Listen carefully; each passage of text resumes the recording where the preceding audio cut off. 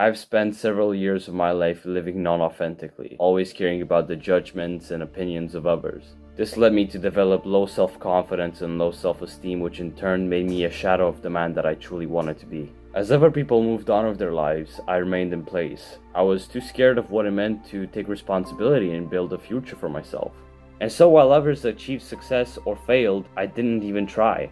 I was living this boring, uneventful life filled with short-term pleasures and distractions. I watched opportunities pass me by, feeling hopeless and nihilistic about it all. Everyone else was having fun while I was contemplating my own actions. My friends were going out to parties and having fun, and I was staying indoors, playing video games and binging Netflix shows. At some point though, I realized just how horrible my life was, and I felt driven in order to change something. Sometime after that, I discovered self-improvement and I finally had a plan for action. Initially, things didn't feel much different as I started quitting old, damaging habits. My friends were still going out to parties and enjoying themselves. I always wanted to secretly be with them, to be able to relate to what they were doing, but I was never able to. I always felt drawn to the disciplining lifestyle that real self-improvement had to offer. Instead of chasing the chaos of the degenerate lifestyle, I craved the order and unity of a well-thought masculine one. This led me further and further away from my friends, and this is when the doubts and insecurities started coming in. I was scared of what it meant to choose the difficult but right path. I knew that going on it would mean I would have to sacrifice my own life, and that would hurt. It meant that I would have to build an entirely new personality from the start. I would have to leave my friends behind and never look back. And so I risked my old existence in order to pursue my personal development entirely. Anything which didn't have a clearly set purpose in my life had to disappear. That meant a lot of things and a lot of people. Eventually, as I took the first steps in the right direction, life became easier to bear. I finally started seeing some order in my habits and beliefs, which made me feel amazing for once. Difficult times still came, but now I had a wall to lean against. I had something holding that pressure of daily life. As I started making more progress towards my goals, I no longer felt aimless and lost. I knew what I had to do and what the consequences were if I didn't.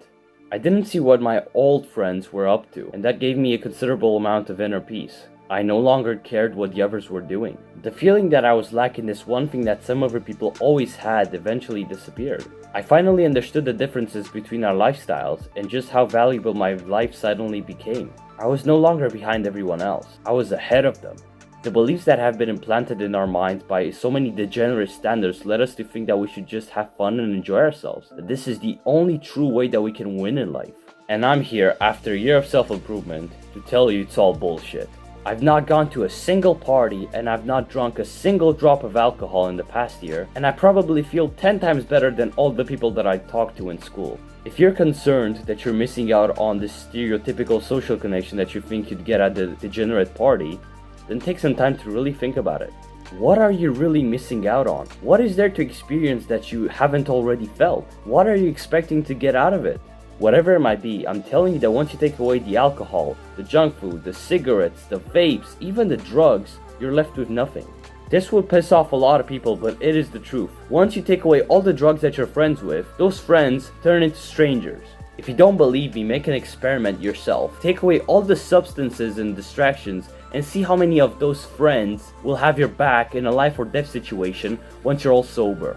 Of course, don't try to create a life or death situation. I think that's a really bad idea, but you get the point. The fear of missing out manifests itself when you think that there's something truly valuable that you're missing out on. But once you really think about it, there's not much that you're really missing out on, is there? To me, the stereotypical social connection at parties is nothing but another lie created to sell people into the degenerate, wasteful lifestyle. You need to understand that you can genuinely have fun while doing productive, useful activities, although it won't be the same comfortable fun that you're used to.